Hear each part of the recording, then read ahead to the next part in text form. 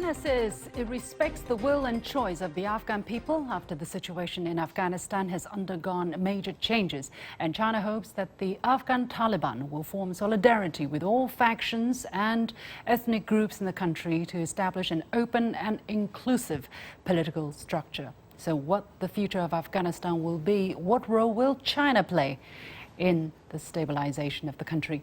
Welcome to a special edition of The Point with me, Li Xin.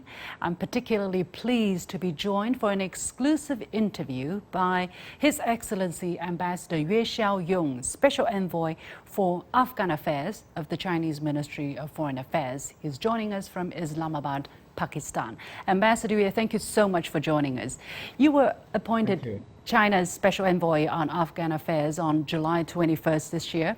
As China's new Special Envoy on Afghan Affairs at such a particular juncture, how do you see the significance and responsibility that comes with this appointment? Does it signal, as some are putting it, China will play a greater role or be more involved in Afghanistan?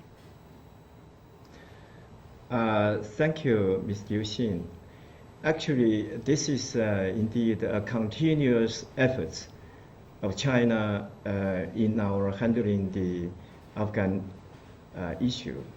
And before me, there are already three of my predecessors, Ambassador Sun Yuxi and Ambassador Deng Xijun and Ambassador Liu Jian.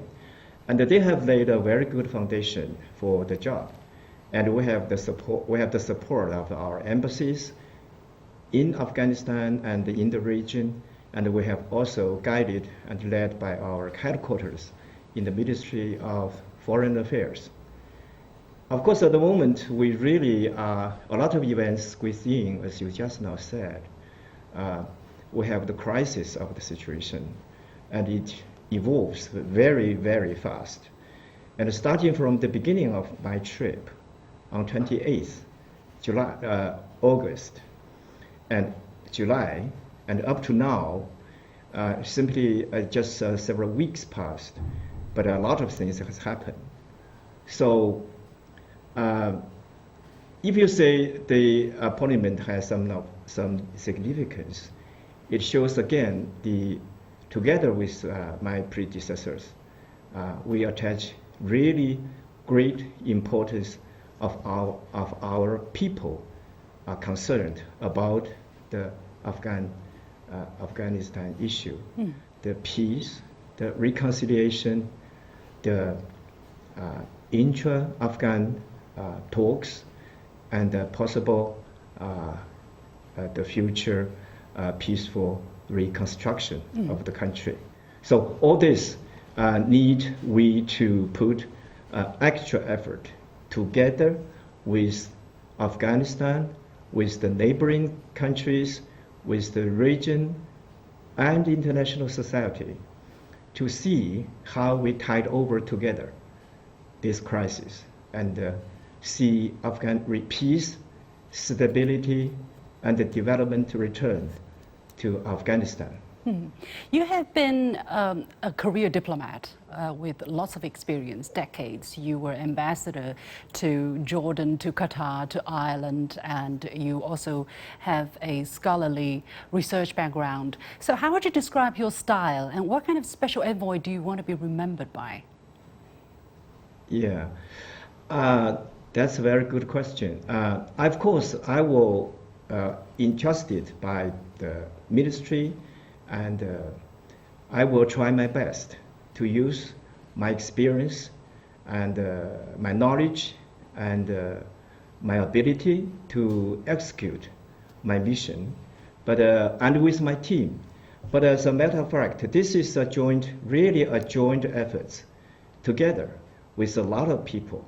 My team and, as I said, the embassy, the Ministry of Foreign Affairs, we have a lot of people there to support our mission.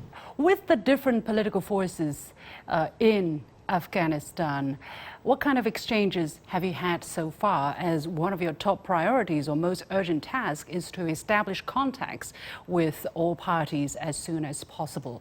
And so what kind of interactions have you had with the Taliban, for instance, and your major takeaways from the process, if there has been any? Yeah, good question. And there are a lot of elements in your question, and let me speak one by one.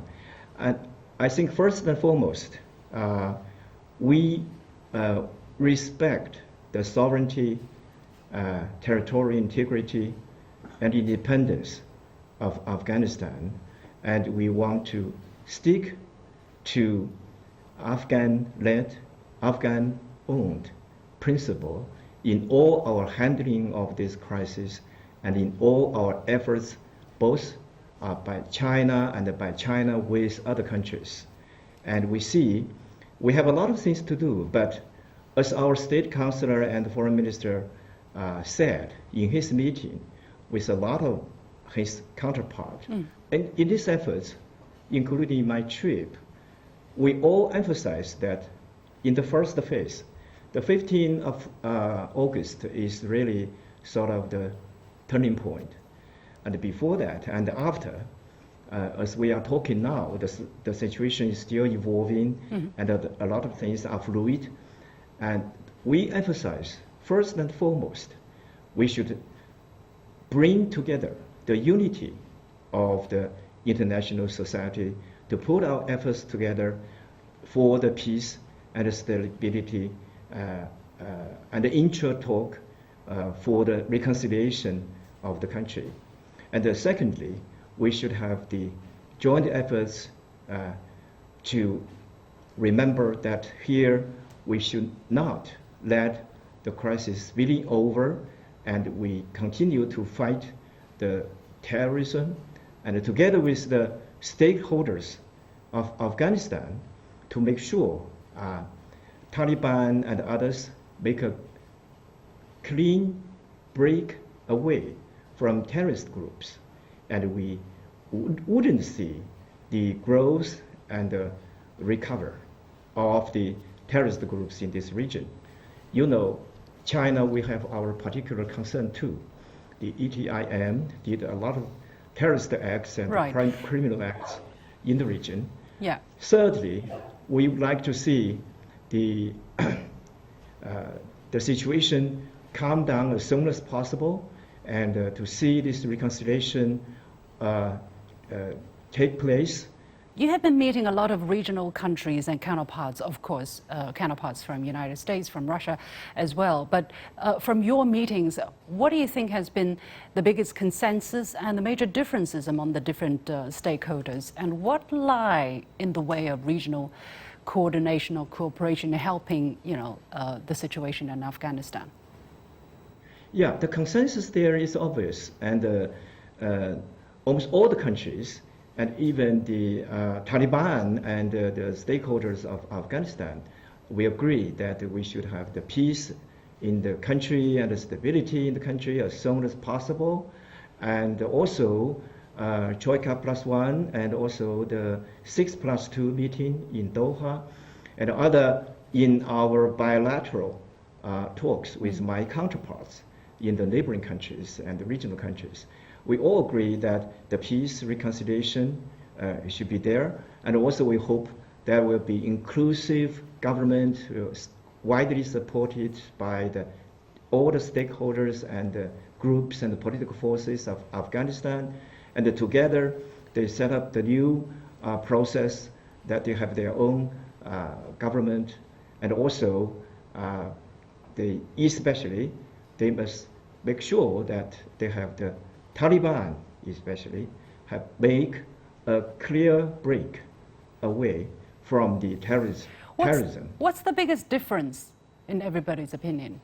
What do you think is lying in the way of effective coordination and cooperation of the region? Yeah, we are in the middle of the process. The difference there we see sometimes is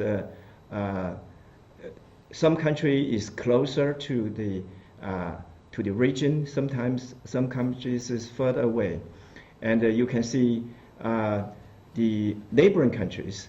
They attach great importance to the quicker ending of the crisis and the terrorism, the refugees, and some countries would like to see we should see the positive elements of Taliban as a political and a military force, and they are committed to those goals, and they are indeed doing something which is also positive.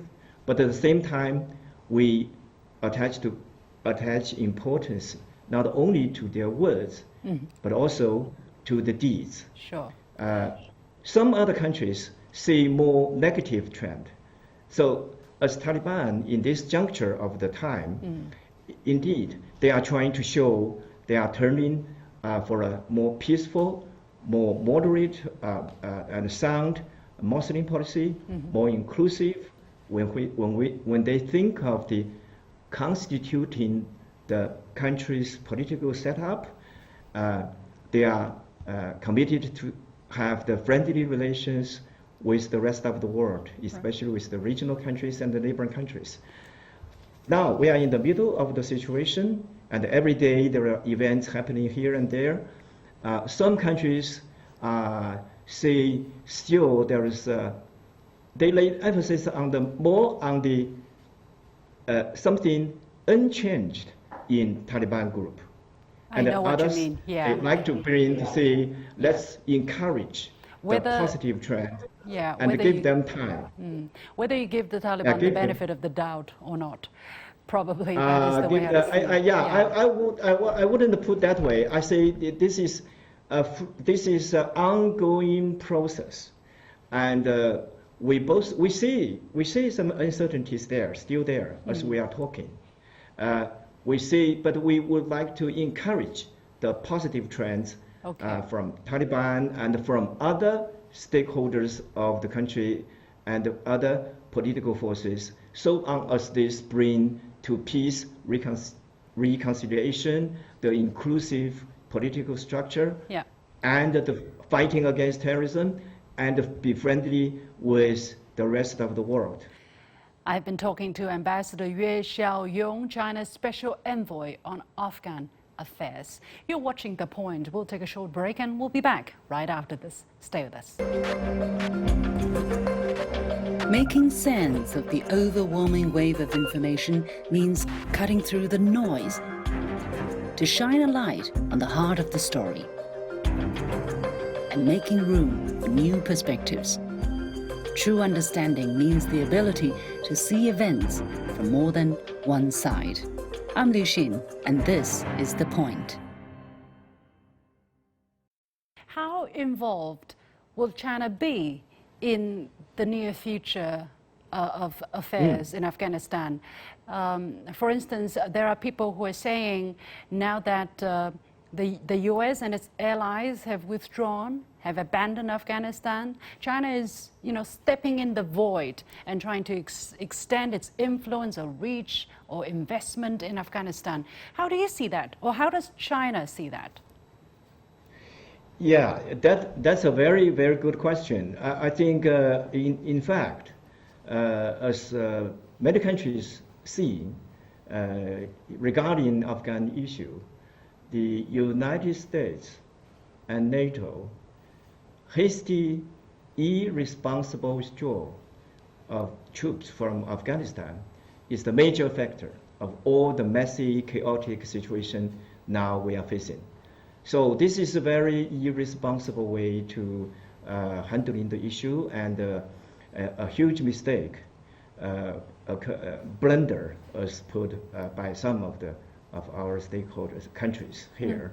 And the United States really, as I said, with wisdom, and when I have the bilateral meeting with them too, that this is a huge, not only military disaster, international politics disaster, and also credibility disaster.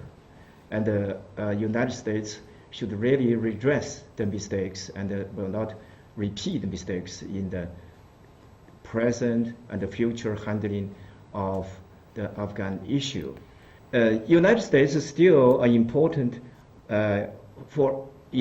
factor outside of Afghanistan. So in the current and the future handling of the Afghanistan issue, United States still is supposed to play an important role. In that, we do hope the United States will draw the lessons. For 20 years, there have been military intervention there. To redress their mistakes, will not repeat the mistakes, and work with the international society, the regional countries, to really bring the peace and the stability and the peaceful reconstruction in Afghanistan.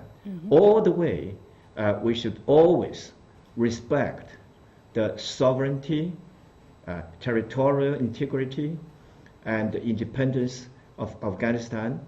And again, I want to emphasize that to use the old ways, the power politics, and the military intervention to deal with the international, regional hotspot problems, as we have as evidenced in Afghanistan issue, will only cause more problems than solve them. So what does Yes. what does the situation mean for China?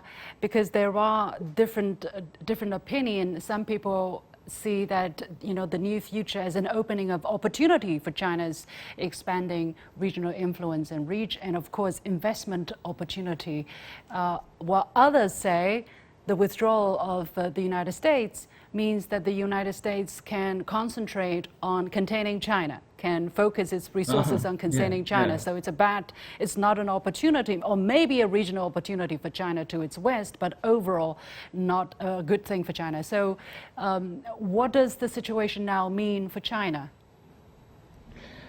Yeah, you're right. It is opportunity, but I would like to put opportunity in the following way. For a long time, over the past 20 years, 40 years, if you can, as far as you can trace back 70 years, maybe for the first time in over all these years, Afghanistan and the people, Afghan people, have the opportunity to build their country, to reconstruct their country in a peaceful, stable way, and take the fate of the country, of the nation, in their own hands. That is the opportunity. And also the neighboring countries, the regional countries, have the opportunity to, following Afghan-led, Afghan-owned principle, to develop the economic opportunities by the mutual beneficial cooperation with our Afghan people, and that is the opportunity. And also, in all this, we have the opportunity to fight against terrorism. And for a long time, because of this foreign intervention and all kinds of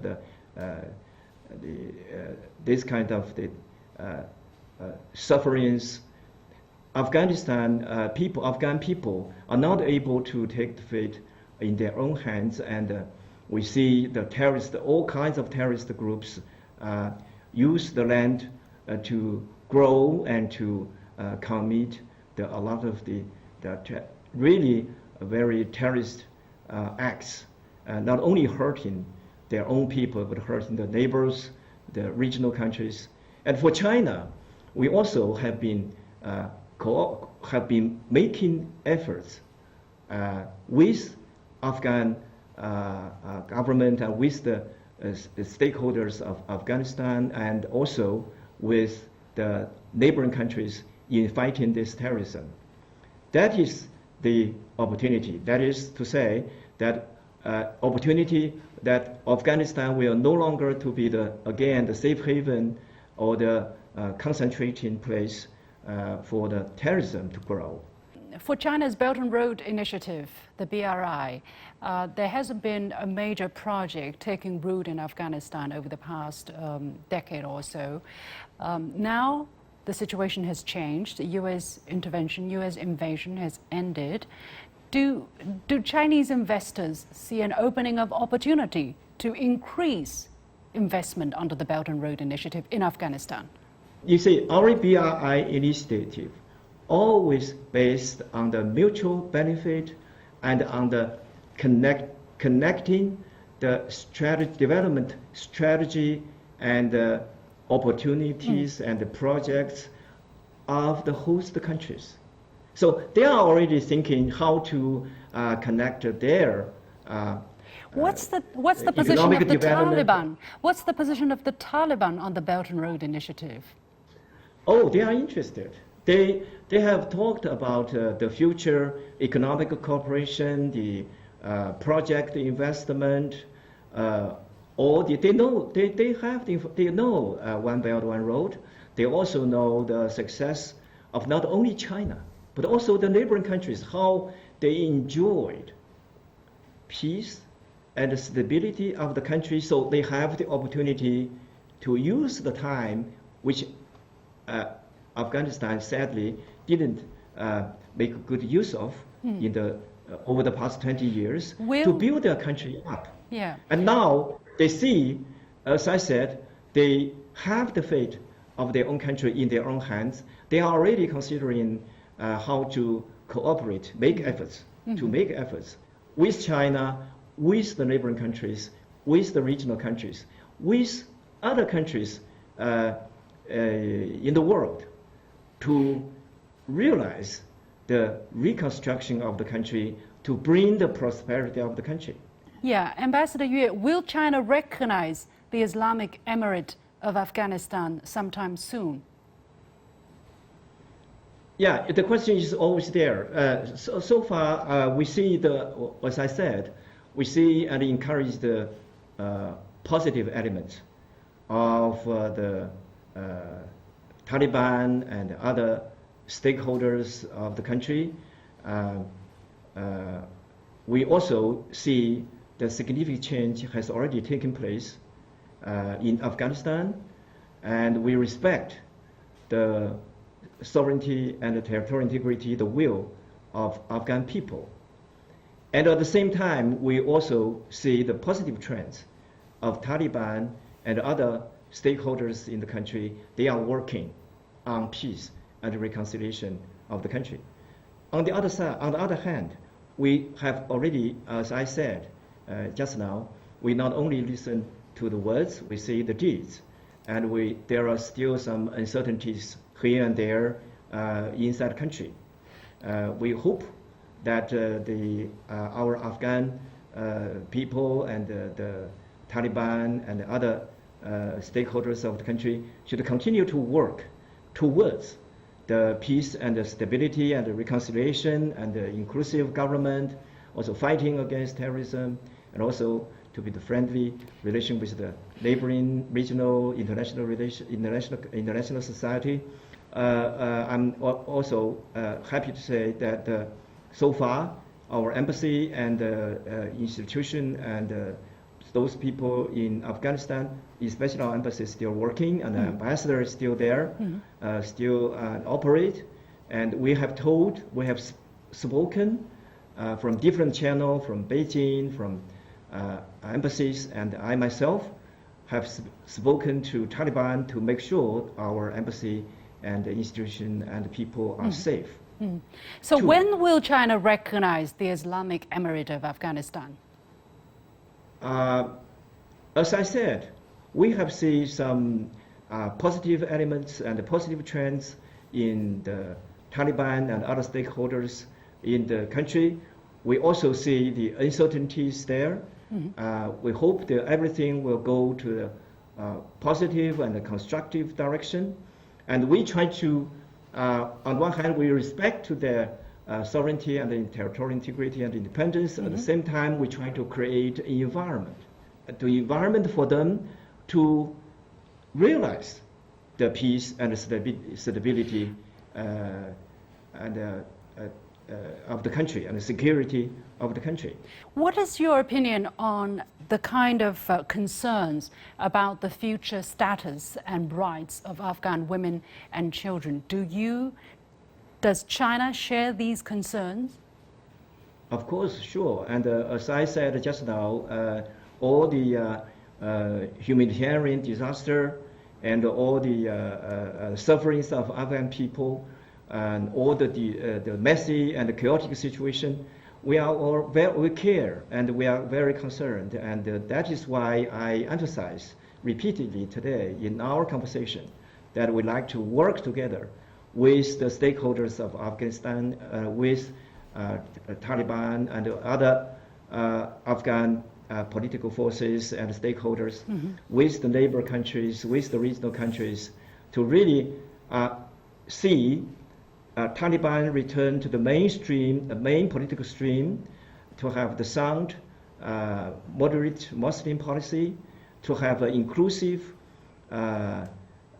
constitution of the non-capitalized, to have the inclusive government, put it properly, and to have really tangible, effective efforts fighting against terrorism, and to have the friendly relations with the neighbors and the rest of the world. As my last question, what kind of assistance, if any, is China organizing or thinking of organizing to provide to Afghanistan, as the humanitarian situation could be a crisis and as the economy is looking at a very uncertain future? Yeah. Actually, we have been doing this all along, as we have actually enjoyed the traditional friendly relations with Afghanistan all these years in general.